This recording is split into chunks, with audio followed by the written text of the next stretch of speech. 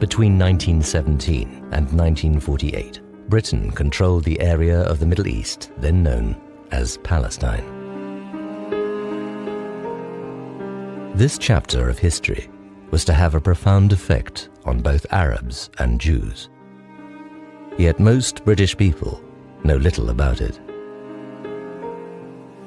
This film is a simple outline of a very complex story.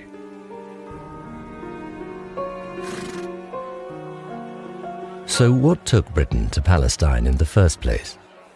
For centuries, the region had been ruled by the Ottoman Turks. But when the First World War broke out in 1914, the Turks allied with Britain's enemies, Germany, and the other Central Powers. Palestine and the Middle East were regarded as highly strategic to the British Empire because of oil, and also because the Suez Canal controlled the sea route to India. The Middle East was now under the control of Britain's enemies, so Britain considered it vital to defeat the Turks and gain control for the Allies. In 1917, General Allenby and his troops advanced across southern Palestine, and in December they captured Jerusalem. By the following year, all of Palestine had come under British control. Her troops were to remain there for the next 30 years.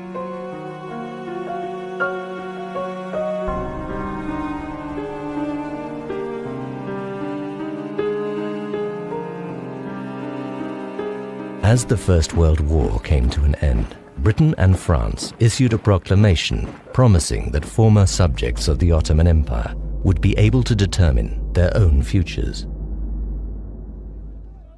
Briefly, freedom was in the air.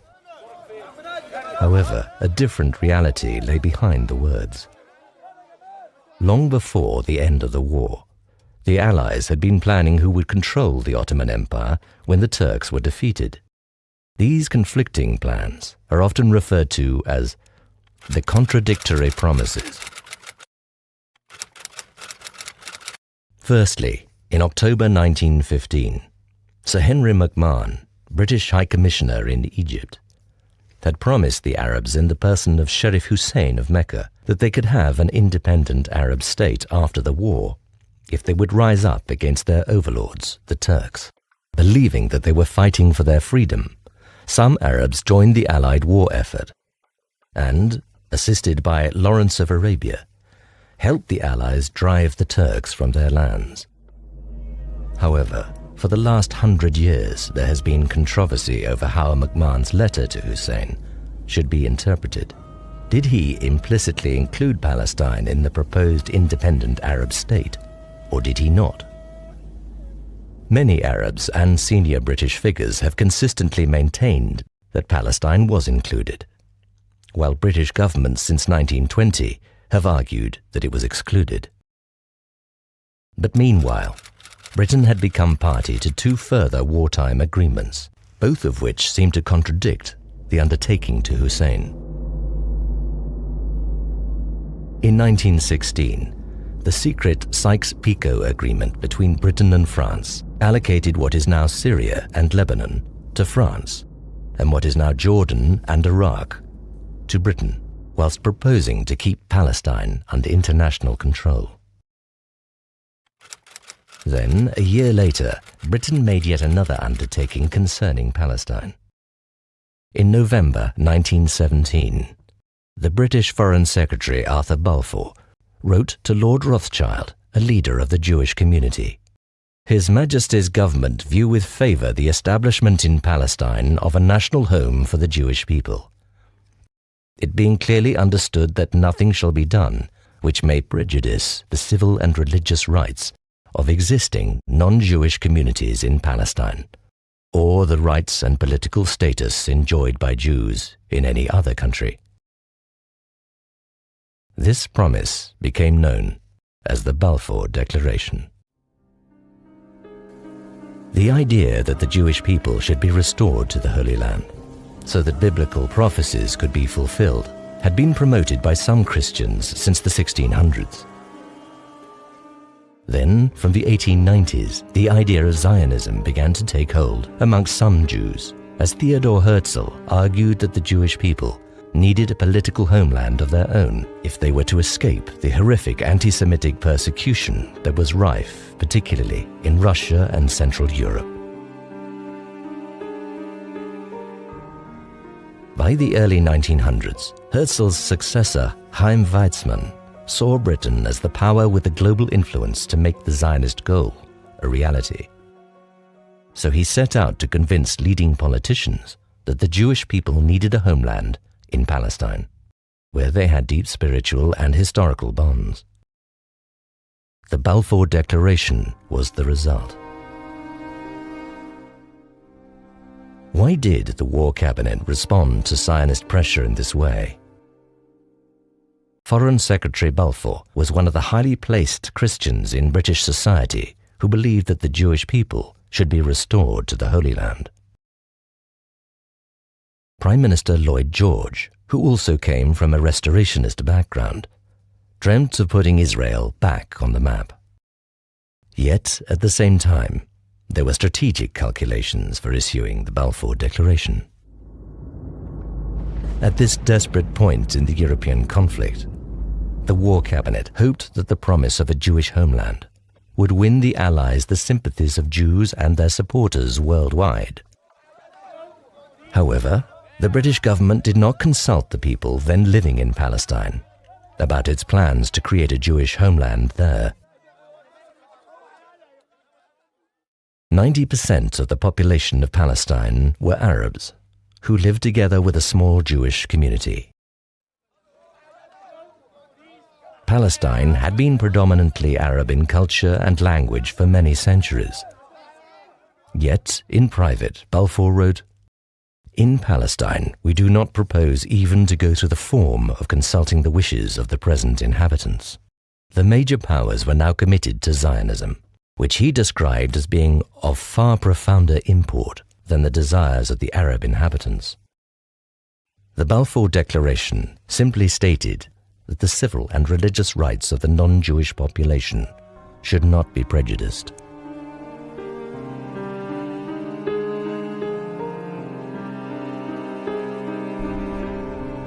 So when the war came to an end, how would all these complex undertakings work out in practice? As the Western powers met in Paris to negotiate the peace settlement, Sharif Hussein sent his son Faisal to make sure Britain's promise of independence for the Arabs was not forgotten. But instead, the newly formed League of Nations handed control of Palestine to Britain. Under the terms of the League of Nations' mandate for Palestine, Britain was required to implement the Balfour Declaration by supporting the creation of a Jewish national home, and at the same time, to prepare the people of Palestine for eventual self-government. The League of Nations stated that mandatory powers held a sacred trust to ensure the well-being and development of people in their care. What happened to the other areas that Sharif Hussein anticipated would gain independence? Transjordan, now Jordan, was made an autonomous emirate under Hussein's son, Abdullah. In the same way, the new kingdom of Iraq was given to his brother, Faisal. These were the rewards Hussein received for his loyalty to the British war effort, but they did not include Syria or Palestine. Angry Arab crowds soon massed in Jerusalem, denouncing the Balfour Declaration and demanding the self-determination that had been promised by Britain and France in 1918. Having made conflicting promises, Britain now had to face up to their consequences. She had created a contradiction. Just how unworkable this situation was, it took her 30 years to accept. Both communities, Jews and Arabs, believed they had been promised the land. As the Zionists swiftly began to implement their objectives, the Arabs were the first to conclude they had been deceived. Riots broke out in 1920. In 1921, there was even greater violence as Arabs attacked Jews and the British tried to regain order. After a period of relative calm, mutual suspicion between the Arab and Jewish communities flared up again in 1929 and rapidly escalated into mob violence with horrific consequences. 133 Jews and 116 Arabs were killed. Britain's response was slow and inadequate. Calm was finally restored by a show of British force. Meanwhile, the Jewish community was forging ahead under the umbrella of the British Mandate, securing major economic concessions and establishing its own elected assembly and institutions of government. The Arab majority, on the other hand, felt left behind economically and politically.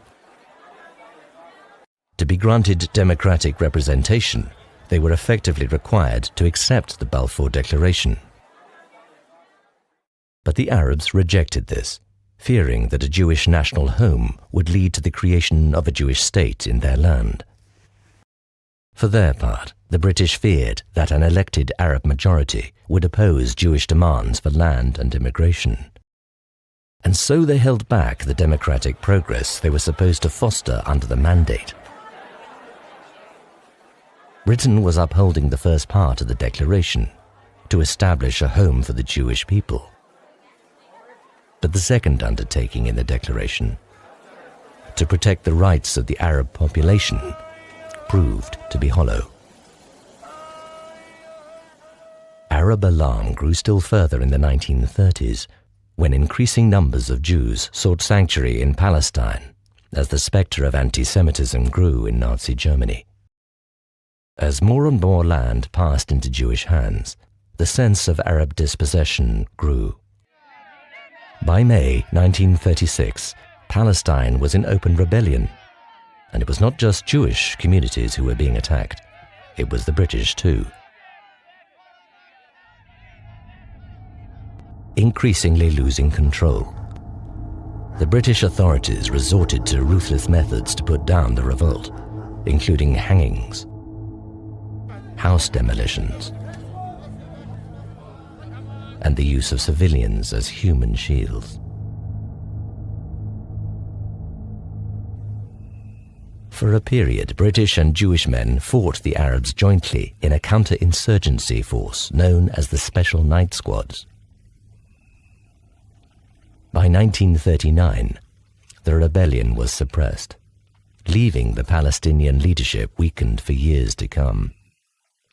To try to address the underlying deadlock between Arabs and Jews, London had responded with a succession of inquiries and commissions through the 1930s.